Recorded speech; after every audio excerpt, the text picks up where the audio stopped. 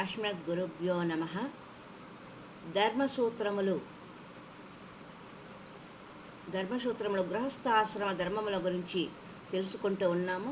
వాటిలో గృహస్థువు చేయవలసిన ధర్మముల్లో ప్రాణ అగ్నిహోత్ర విధానమును అనుసరించవలసిన విధానమును వైఖానస స్మార్త సూత్రము ఎలా చెబుతున్నది. ప్రాణాగ్నిహోత్ర విధానం.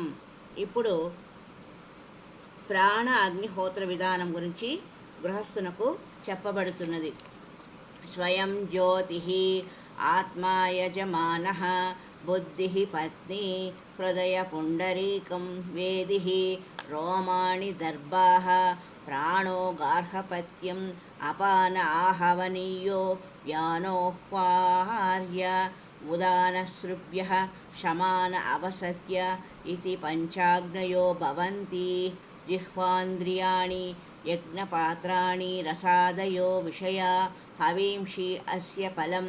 ఓం అర్థావాప్తి తదేవం ఏకాద్వర్యుః ఆత్మయజ్ఞం సంకల్ప్య అమృతోపస్తరణమసి ఇత్యన్నం ప్రోచ్య అన్నసూక్తేన అభిభృశ్య ఊర్జస్కరం ఇత్యాధానం పీత్వా అంగుష్ట అనామిక మధ్యమైః ఆదాయ అన్నం ప్రాణాయ స్వాహ అపానాయ స్వాహ వ్యానాయ స్వాహ ఉదానాయ స్వాహ సమానాయ స్వాహ ఇది పంచాహుతిః.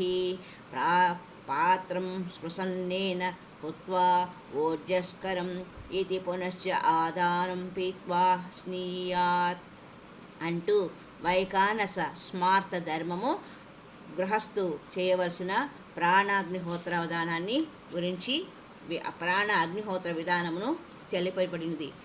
ఈ మంత్రముల యొక్క వేద మంత్రముల యొక్క అర్థము: యజమాని యొక్క శరీరము జ్యోతిస్వరూపము, ఆత్మ యజమానుడు, బుద్ధి పత్ని, హృదయ పద్మము అగ్నిహోత్ర వేదిక, దర్భములు రోమములు, ప్రాణవాయువు గార్హపత్యము, అపానవాయువు ఆహావనీయము, వ్యానవాయువు అన్వాహార్యము, ఉదానవాయువు సభ్యము, సమానవాయువు అవపత్యము. ఇవి పంచాగ్నులు అనబడుచున్నవి. జిహ్వ ఇంద్రియములు యజ్ఞపాత్రలు, రసాదుల విషయములు, హవిస్సు యజ్ఞఫలము, ఓం అనునది ప్రాప్తిస్థానము. ఈ విధముగా యజమాని అనబడే ఏకాద్వర్యు పక్షముగా ఆత్మయజ్ఞము సంకల్పించుకొని అమృతోపస్తరణమసి అను మంత్రముతో అన్నమును ప్రోక్షణ చేసి, అన్నసూక్తంతో అన్నమును అభిమర్శించి, ఊర్జస్కరం అను మంత్రంతో నీటిని త్రాగి, అంగుష్ట అనామిక బొటనవేలు ఉంగరపు వేలు వేళ్లతో అన్నము తీసుకొని ప్రాణాయ స్వాహ అపానాయ స్వాహ వ్యానాయ స్వాహ ఉదానాయ స్వాహ సమానాయ స్వాహ అను 5 ఆహుతులతో పాత్రను స్పృశించుచు అన్నమును తినుచు ఊర్జస్కరమను మంత్రంతో తిరిగి నీటిని త్రాగి అన్నమును తినవలేను అని చెప్పబడింది.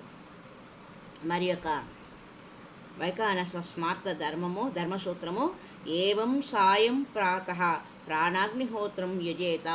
ఈ విధముగా సాయము ప్రాతకాలములందు ప్రాణాగ్నిహోత్ర విధానమును గృహస్థులైన వారు చేయవలెను అని వేద విదిత కర్మలైన ధర్మసూత్రములను తెలియజెప్పబడినది. హరి ఓం తత్సత్. మరి యొక్క సంచికలో గృహస్థుల యొక్క ధర్మము, దాని యొక్క ప్రాముఖ్యత, విశిష్టత గురించి తెలుసుకుందాం. హరి ఓం తత్సత్.